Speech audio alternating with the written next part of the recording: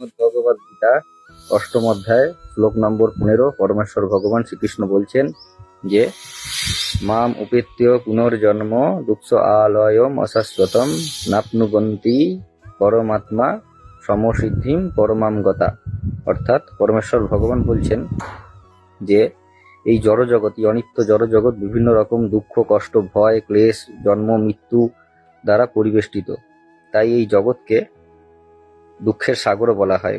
যে ব্যক্তি পরমেশ্বর ভগবান শ্রীকৃষ্ণকে স্মরণ করে নিজের কাজগুলোকে নিষ্কামভাবে পালন করেন এবং নিজের কর্তব্যগুলোকে যথাবিহিতভাবে পালন করেন, সেই সব ব্যক্তিকে পরমেশ্বর ভগবান শ্রীকৃষ্ণ কৃপা করেন এবং তারা সিদ্ধি লাভ করেন।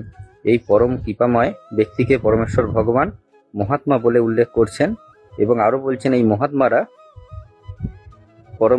পরমেশ্বর ভগবানের কৃপাপ্রাপ্ত হয়ে আর এই জন্ম মৃত্যুর ঘেরাটোপে তাদের আর পড়তে হয় না, তাদের আর পুনর্জন্ম হয় না এবং এই দুঃখের সাগরে তাদের দ্বিতীয়বার আর আসতে হয় না।